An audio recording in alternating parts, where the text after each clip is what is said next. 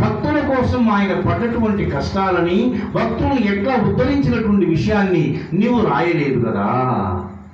ఆ కొరత మిగిలిపోయి నీ మనసులో చింతకు మూల కారణం అదే. అంటే స్వామి వెంటనే వ్యాసుడు నమస్కరించి నారద మహర్షికి, స్వామి గొప్ప విషయం చెప్పావు, ఈ రోజునే ఉద్యుక్తుడవుతానని చెప్పి భాగవతం రాయడం మొదలుపెట్టాడు. భాగవతం అంటే ఏమిటి? కృష్ణ పరమాత్మ యొక్క లీలలు మొత్తము సమాహారాలు అందులో చక్కగా భాగవతంలో చెప్పబడ్డాయి. బాల్య లీలలు, పెద్దవాడైన తర్వాత ఆయన చేసిన కార్యాలు, ఈ రెండింట్లో మనల్ని ఆకట్టుకునేవి ఏంటి ఎక్కువగా అంటే కృష్ణ పరమాత్మ చిన్నపిల్లవాడుగా ఉన్నప్పుడు చేసిన లీలలే మనల్ని బాగా ఆకట్టుకుంటాయి, అందులో అనుమానం లేదు. కాబట్టి భాగవతం ఎంత గొప్పదో కృష్ణ పరమాత్మ గురించి చెప్పుకునే ముందు తప్పనిసరిగా మనం చెప్పుకోవాల్సింది భాగవతం. ప్రళయం హి గమిష్యంతి శ్రీమద్భాగవత ధ్వనే కలే దోషా ఇమే సర్వే సింహ శబ్దాత్మకా ఇవ. సింహం వస్తుంటే తోడేలు పరిగెత్తి ఎట్లయితే వెళ్ళిపోతుందో, సింహం యొక్క శబ్దాన్ని విని తోడేలు ఎట్లయితే పరిగెత్తి వెళ్ళిపోతుందో, భాగవతం ఎక్కడైతే వినపడుతూ ఉంటుందో, భాగవతం అంటే చెప్పాను కృష్ణ పరమాత్మ యొక్క లీలలు, కృష్ణ పరమాత్మ తన యొక్క భక్తులను ఎట్లా ఉద్ధరించాడు అన్న విషయం అన్నమాట. కాబట్టి భాగవతం లేదా కృష్ణ పరమాత్మ యొక్క లీలలు ఎక్కడైతే వినిపించబడుతూ ఉంటాయో ఆ ప్రాంతానికి కలి పురుషుడు రాలేడు, కలి ఏ రకంగానూ ప్రవేశించలేడు. అంటే ఎంత గొప్పదో చూడండి ఆ భాగవతం. కృష్ణ పరమాత్మ ఎందుకు ఉద్భవించాడు, కృష్ణ పరమాత్మ ఏమి చేశాడు, చాలా మంది తెలియక రకరకాలుగా మాట్లాడుతుంటారు, పూర్తిగా తెలియక.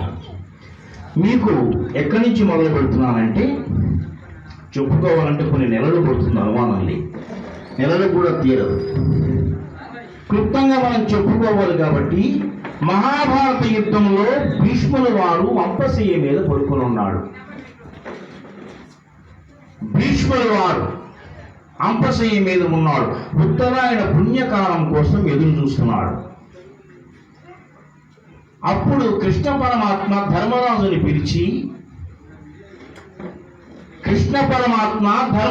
పిలిచి నీవు వెళ్ళి భీష్ముల వారి దగ్గరికి వెళ్ళి విష్ణుమూర్తి యొక్క, అంటే నా గురించి ఏం చెప్పకుండా శ్రీ మహావిష్ణువు యొక్క రూప నామ గుణ విశేషాలు తెలుసుకుని రమ్మన్నాడు. ఏం తనే చెప్పొచ్చుగా. భగవద్గీత ఎవరికి చెప్పాడు? అర్జునుడికి చెప్పాడు. అర్జునుడు తనకంటే చిన్నవాడు కాబట్టి అర్జునుడికి భగవద్గీత చెప్పాడు నేరుగా. ధర్మరాజు తనకంటే పెద్దవాడు కాబట్టి నేరుగా తను చెప్పడానికి అవకాశం లేదు కాబట్టి భీష్ములు వారి చేత చెప్పిస్తున్నాడు. చూడండి, కృష్ణ పరమాత్మ ధర్మాన్ని ఎక్కడా తప్పలేదు. రామావతారంలోను కృష్ణావతారంలోను ముఖ్యంగా రెండు పరిపూర్ణమైన అవతారాలు అంటారు. మిగతా అవతారాలు ఉన్నాయి, దశావతారాలు కదా. మత్స్య కూర్మో వరాహస్య నారసింహోద వామన రామో రామస్య కృష్ణస్య బుద్ధ కల్కిరేవచ. దశావతారాలు ఉన్నప్పటికీ కూడా పరిపూర్ణమైన అవతారాలుగా కీర్తించబడుతున్నవి రెండు అవతారాలు. ఒకటి రామావతారం, రెండవది కృష్ణావతారం. రామావతారంలో రాముడు ఉత్తరమైనటువంటి మానవుడిగా జీవించి మానవుడు ఎట్లా ఉండాలో, ఎట్లా బ్రతకాలో, సాటి వారికి ఎట్లా ఉపయోగపడాలో చెప్పాడు, చేసి చూపించాడు.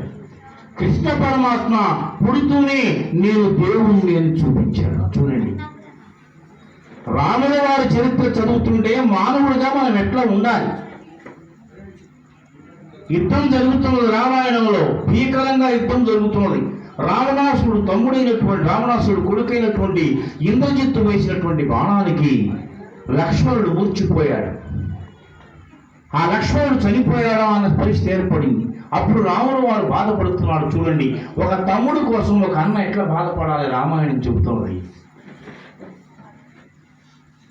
లక్ష్మణుడు ఈయన ఇద్దరు ఒకే తల్లికి జన్మించిన వాడు కాదు. రాముల వారు ఎవరి అబ్బాయి, ఎవరి కొడుకు?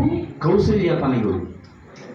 లక్ష్మణుడు సుమిత్రానందనుడు. కాబట్టి ఇద్దరు వేరు అయినప్పటికీ కూడా అన్న సంతానదమ్ములాగా పెరిగారు వాడు. ఇక్కడ రాముడు వారు అంటున్నాడు, పడిపోయినటువంటి లక్ష్మణుని చూసి, ఇది మనం నేర్చుకోవాలి. తమ్ముడి మీద అన్న చూపించాల్సిన ప్రేమ ఏంటో రామాయణం చెబుతున్నది. దేశే దేశే కలత్రాణి దేశే దేశే చ బాంధవ తం తు దేశం న పశ్యామి యత్ర భ్రాతా సహోదరః.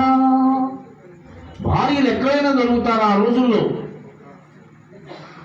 అలానే బంధువులు, బెల్లం ఎక్కడుంటే ఈగలు అక్కడికి వస్తాయి. మన దగ్గర డబ్బు ఉండాలి కాబట్టి బంధువులు చాలా వస్తారు. ఇలాంటి తమ్ముడు ఎక్కడ దొరుకుతాడు నాకు అని బాధపడ్డాడు రాములు వారు. ఒక అన్నకి తమ్ముడి మీద ఉండవలసినటువంటి ప్రేమ అలాంటిది. అది రామాయణం చెబుతుంది. రామాయణం దేనికిరా అంటే అది. ఇక భాగవతానికి వస్తే మనం కృష్ణ పరమాత్మ కొలేడు కాబట్టి ధర్మరాజు వెళ్ళి భీష్ముల వారికి నమస్కరించి ఒక్క మాట అడిగాడు. అడగవలసింది అది. మనకెవరన్నా పెద్దవాళ్ళు కలిసినప్పుడు, మనకంటే జ్ఞానులు కలిసినప్పుడు, మనకంటే జ్ఞానం ఉన్న వాళ్ళు కలిసినప్పుడు, అయ్యా కూర్చోండి, చక్కగా కూర్చోండి.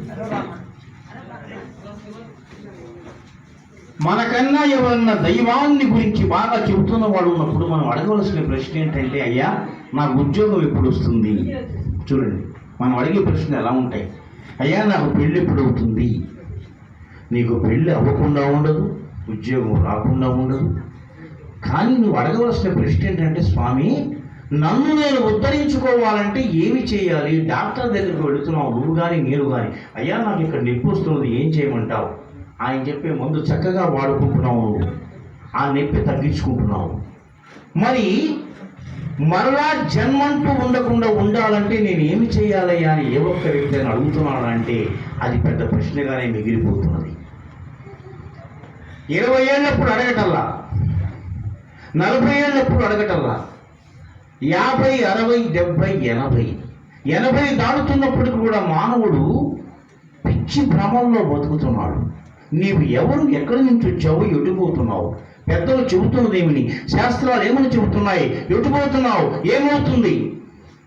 వచ్చుటయు నిజము, పోవుటయు నిజము, వచ్చుటయు నిజము, పోవుటయు నిజము, నడుమన నీ పని నాటకము. చూడండి ఎంత గొప్పగా చెప్పాడు. రావడం నిజమే, జాతస్యహి ధ్రువం మృత్యు ధ్రువజన్మ మృతస్య. పుట్టినవాడు మరణించక తప్పదు, మరణించిన వాడు పుట్టక తప్పదు, కృష్ణ పరమాత్మ చెప్పినట్టు. కానీ ఈ మధ్యలో మనం ఏమి చేస్తున్నాం?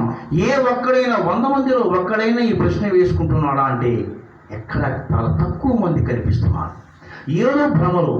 ఇంత చెబుతున్నానా, నేను కూడా బయటికి వెళ్ళాను, రోడ్డు మీదకి రాగానే ఏదో భ్రమ, మాయ కమ్మేస్తుంది. మాయ ఎంతవరకు నేను జయించగలుగుతున్నాను? కృష్ణ పరమాత్మ యొక్క నామాన్ని నా నాలుక మీద నేను స్మరిస్తున్నంత వరకు ఆ మాయ నా జోలికి రావటల్లా. దీన్ని దాటి నేను బయటికి వెళ్ళాను రోడ్డు మీదకి, నేను నా అనే 2 అక్షరాలు, 2 పాములు నన్ను కాటేయడానికి రెడీగా ఉంటాయి ఎప్పుడు కూడా. నేను నా, ఎంతవరకు నేను, ఎంతవరకు నా. ఎవరు ఉద్ధరించబడుతున్నారు? కృష్ణ పరమాత్మ చేత ఎవరెవరు ఉద్ధరించబడ్డారో, ఎట్లా ఉద్ధరించబడ్డారో చెప్తాను. కొన్ని నెలలు చెప్పవచ్చు స్వామి, అంత గొప్ప స్వామి. ఉదాహరణకు ఒక్కటి చెప్తాను చూడండి. మహాభారత యుద్ధం జరుగుతున్నది ఘోరంగా, భీకరంగా. ఒక పక్షి వేడుకుంది కృష్ణస్వామిని, స్వామి నా గూడు కాపాడయ్యా. నీ గూటికి ఏమి కాదు అన్నాడు ఆయన ఒక్క మాట. మరి 18 అక్షోహిణీల సేన ఏమిటి? ఎన్ని రథాలు, ఎన్ని గుర్రాలు, ఎన్ని ఏనుగులు, ఎంతమంది సైనికులు, భీకరమైన పోరాటం జరుగుతుంటే ఆ పక్షి గూడికి ఏమాత్రం ఇబ్బంది కలగల. కురుక్షేత్రంలో ఎవరు రక్షించారు? కృష్ణ పరమాత్మ రక్షించాడు. ఎవరిని రక్షిస్తాడు? నమ్మకం ఉన్నవాడని. నీవు నమ్మకం లేకుండా పూజ చేసినా ప్రయోజనం లేదు, ఏది చేసినా నమ్మకమే. భగవంతుని యందు విశ్వాసం ఉండాలి, పూర్తిగా నమ్మాలి. అయితే మనం అనుకుంటాం కృష్ణ పరమాత్మ చేసే లీలలు ఒక్కొక్కటి గుర్తుకొస్తున్నాయి, చెబుతున్నా. పరమాత్మ పలికిస్తున్నాడు, నా గొప్పతనం ఏమీ లేదమ్మా ఇందులో. అర్జునుడు కృష్ణుడు ఇద్దరు వెళ్తున్నారు. ఉన్నట్లుండి కృష్ణుడు అన్నాడు, బావా ఇద్దరం బ్రాహ్మణ వేషం వేసుకున్నాం అన్నాడు. అదేంటి స్వామి అంటే, కాదు నువ్వు కూడా బ్రాహ్మణ వేషం వేసుకో, నేను కూడా బ్రాహ్మణ వేషం వేసుకుంటాను. ఎక్కడికి వెళ్ళాలి? ఫలానా పేరల గ్రామానికి వెళ్దాం. అక్కడ ఒక ఇంట్లో ఒక ఆమె బాగా పిసినారి మనిషి ఉన్నది. నీకెందుకు నువ్వు రా అన్నాడు. మాట వరుస అనుకుందాం. ఇద్దరు వెళ్ళారు. కృష్ణ పరమాత్మ భవతి చూడమ్మా ఎంత అదృష్టవంతురాలో చూడండి. భవతి భిక్షాందేహి అన్నాడు. ఎవరు అన్నది? ప్రపంచం ఎవరి కడుపులో ఊగుతున్నదో, ఎవరు పెంచి పోషిస్తున్నారో, ఎవరి వల్ల సకల చరాచర సృష్టి జరుగుతున్నదో, ఎవరి వల్ల లయం జరుగుతున్నదో, ఎవరి వల్ల మరణా సృష్టి జరుగుతున్నదో, ఆ అంతటి పరమాత్మ వచ్చి వాకిటి ముందు నిలబడి భవతి భిక్షాందేహి అన్నాడు. అర్జునుడికి మండిపోతున్నది. నువ్వేంటి స్వామి, అవతారం ఏంటి, నేను అవతారం ఏంటి, భవతి భిక్షాందేహి అంటే అరవద్దు అన్నాడు. పిలిచాడు. అయ్యా ఇది నేను ఎందుకు చెబుతున్నానంటే, కృష్ణ పరమాత్మ ఎంత గొప్పవాడో తెలుసుకున్నప్పుడు నా కళ్ళెమ్మ నీళ్లు కారినాయి. నా కృష్ణుడు అంటే సహజంగా అంతకుముందు సినిమాల్లో చూపించేటువంటి కృష్ణుడు, కథల్లో చెప్పే కృష్ణుడు అనుకున్నాను. కానీ నేను కృష్ణ పరమాత్మ అంటే ఇంత గొప్పవాడని నాకు తెలియదు స్వామి. నేను తెలుసుకుంది చెప్పడానికి వచ్చాను. పిలిచాడు. ఆమె మహా అహంకారి, పిసినాడే కాదు అహంకారి కూడా, రాలా కోపిష్టి. ఇంకా పిలిచాడు. అర్జునుడు కోపం వచ్చి బావా వెళ్ళిపోదాంపా అన్నాడు. వెళ్ళిపోవడానికి కాదు ఆయన నేను వచ్చింది అన్నాడు. సరే మళ్ళా పిలుస్తాను చూడమన్నాడు. ఎట్లా పిలిస్తే ఆమె కోపం వస్తుందో అట్లా పిలిచాడు కృష్ణుడు. కృష్ణుడు సామాన్యుడు కాదు కదా, మాయ కాబట్టి ఆయన సామాన్యుడు కాదు. ఎట్లా పిలిస్తే ఈమె కోపం వస్తుందో తెలుసుకున్నాడు, అట్లా పిలిచాడు. ఆమె ఏం చేస్తున్నది ఆ సమయంలో? ఇల్లు ఊడుస్తుంది తడిగుడ్డ పెట్టి. ఏంది, నేను రాను అంటే నువ్వు వెళ్ళిపోవాలి, నువ్వు యాచకుడివి, నన్ను ఇంత పేరు పెట్టి ఇంతసేపు పిలుస్తావా, నేనేంటి, నా స్థాయి ఏంటి, నువ్వు పిలిస్తే నేను రావాలా అని చెప్పింది. అలుగు గుడ్డ తీసుకుని కొట్టింది. ఎవరిని కొట్టింది? కృష్ణ పరమాత్మ మీదకి ఇసిరేసింది. వెంటనే అర్జునుడికి చెయ్యి ఎడం పక్కకెళ్ళింది. ఎందుకని? ఎడం పక్క ఖడ్గం ఉంటుంది కదా, ఖడ్గం తీసుకుని అక్కడికక్కడే నరికేద్దామా అన్నంత కోపం వచ్చింది. కృష్ణుడు అన్నాడు, ఇక్కడ నరకడం కోసం ఫైటింగ్ కోసం రాలేదు ఆయన, ఆగమన్నాడు. ఇంకేంది ఆగేది, నీ మీద గుడ్డేసేసింది కదా ఆమె, అదే నీకు తెలిసింది, ఆ గుడ్డ తీయమన్నాడు. గుడ్డ తీస్తే అందులో అన్ని వడ్ల గింజలు ఉన్నాయి. చాలా తక్కువ, 10 రూపాయలే ఉంటాయి. అర్జునుడు ఆశ్చర్యపోయాడు. ఆ వడ్ల గింజలు దేనికి బావా అన్నాడు. అవన్నీ నాకు ఇస్తే ఈ జన్మలో, వచ్చే జన్మలో ఆమెకు 1000 వడ్ల గింజలు ఇస్తాను నేను.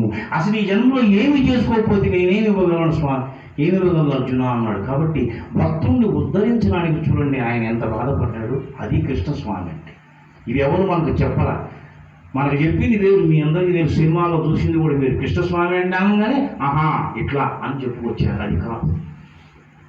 ఆ భక్తురాలు అంటే భక్తురాలు కాదామె, జీవిని ఉద్ధరించడం కోసం పరమ పిసినారి, దానం చేసే గుణం ఆమెలో లేదు. శాస్త్రాలు చెబుతున్నాయి, అయ్యా నీకెందుకు పిల్లలు పుట్టలేదు, ఎందుకు నీ డబ్బు నిలబట్టం లేదు, ఎందుకు నీ ఇంట్లో చికాకులు వస్తున్నాయి, ఎందుకని నువ్వు ఇట్లా ఉంటున్నావు అంటే దానికి శాస్త్రాలు చెబుతున్నాయి, నువ్వు పూర్వ జన్మలో దానం చేసుకోలేదయ్యా. అదాన దోషేణ భరే దరిద్రం, దారిద్ర్య దోషేణ కరోతి పాపం, పాపాదవశ్యం నరకం ప్రయాతి, పునర్దరిద్రో పునరేవ పాపి. అదాన దోషము దానానికి వ్యతిరేకం ఏంటయ్యా?